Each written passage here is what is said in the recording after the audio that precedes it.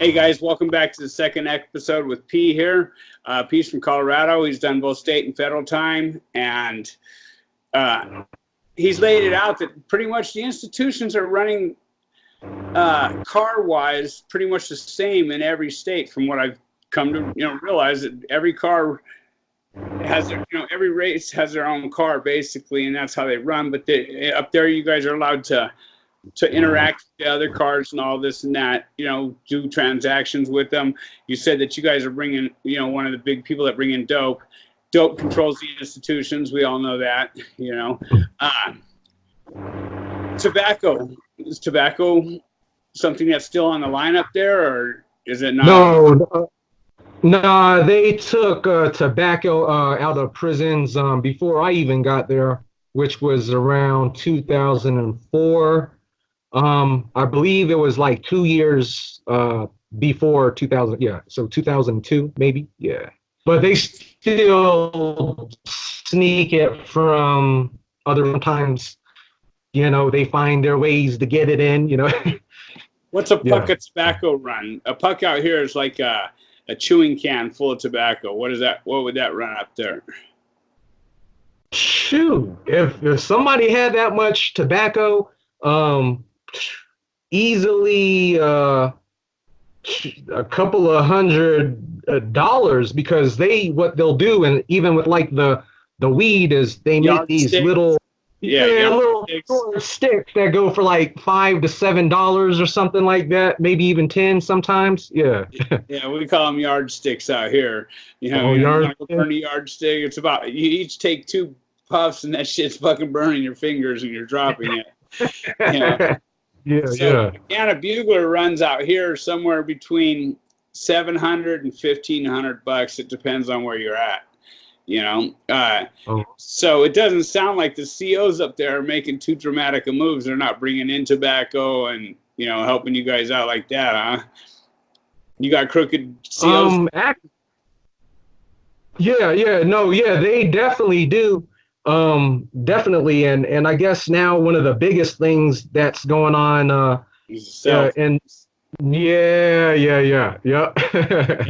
know a CO. I was trying to bring him on.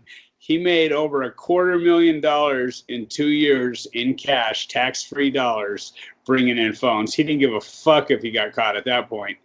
He's like, fuck it, I'm just gonna kick it. Yeah, I think I watched that video. Yeah, I watched that. That's crazy, man. So no, I haven't put it out, but I know I got a CO that he did that. He's still doing it. He hasn't been busted yet. Okay. All right. It's a little different for, like, I take girls up there and they put them in their shoe. Like, they got their ways. You don't look for looks on the chicks you take to your homeboys to visit. You look for the size of their feet. You know what I mean? She got some 11s plus. She's a good visit. You know what I mean? Yeah. Okay, so did you have any opportunities to turn your life around in there, or were you even interested in turning your life around when you were in there? I mean, the first couple of years, let's say the first few calendars for me, I know I was in a fuck you mode. Fuck it, I hated everybody.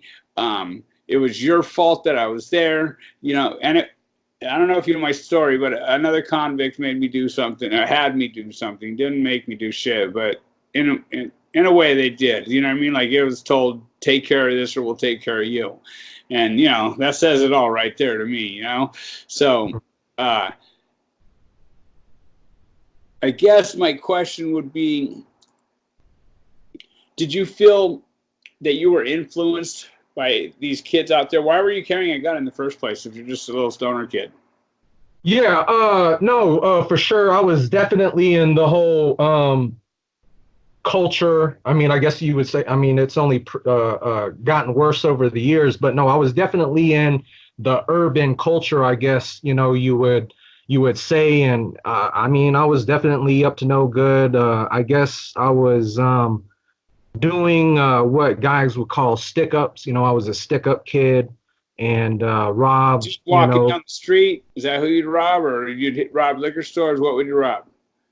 Oh, I mean, yeah, all of that, little mom and pop stores. But my biggest thing that I was doing was getting to know local major dope deal, like the neighborhood dope dealers, go to their parties, get cool with them, act like I was interested in stuff and all that. Yeah, and then yeah, For sure. Yeah. Back in the day, bro, that's before all this surge strike law.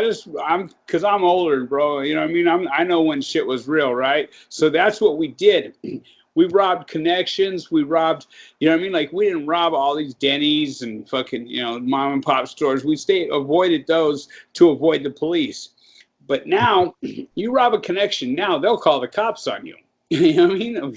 yeah, They'll straight up yeah, call, yeah, he stole my shit. You know what I mean? Like, seriously, yeah, but for real, the yeah. reason the third strikes law out, in my opinion, is once we started venturing outside of that car, outside of robbing each other, you know what I mean? Hmm.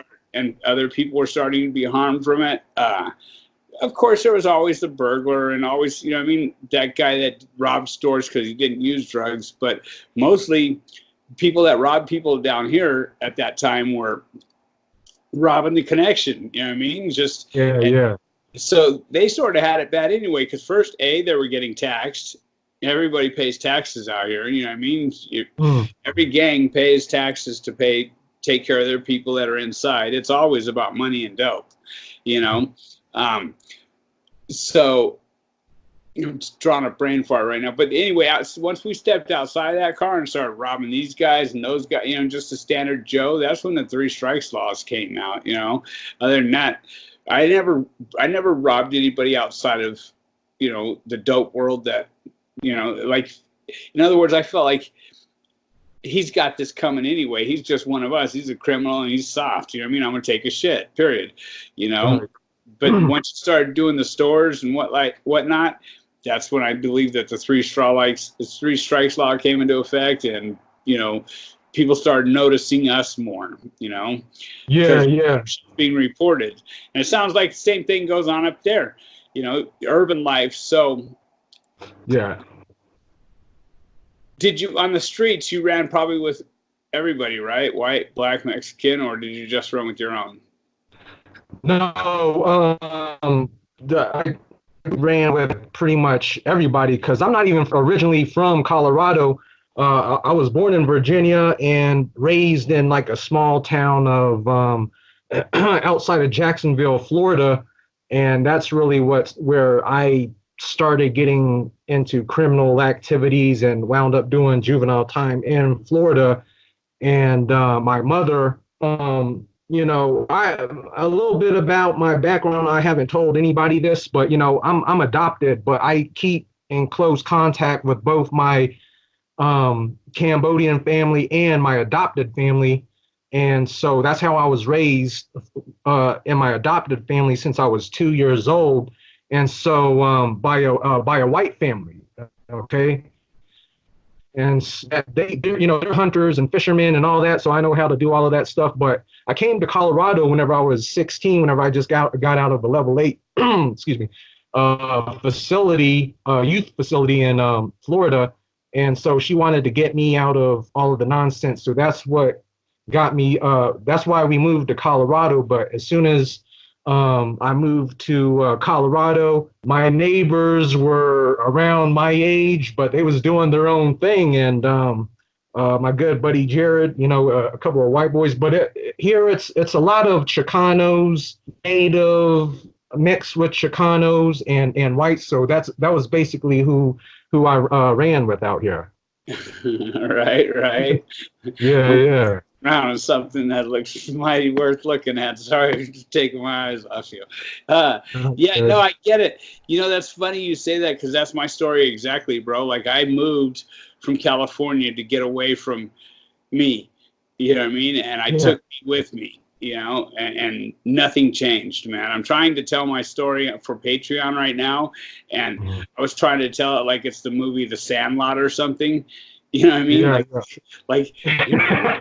go fish. You know what I mean? Like, but that's not how it was, man. Like wherever I went, I took me with me, and unfortunately, that led to because I was thinking life wasn't that rough before I went to prison, and because like in my mind, life began at 17. You know what I mean? When I went to jail, that's when life began, and when real shit that I started remembering stuck with me, you know.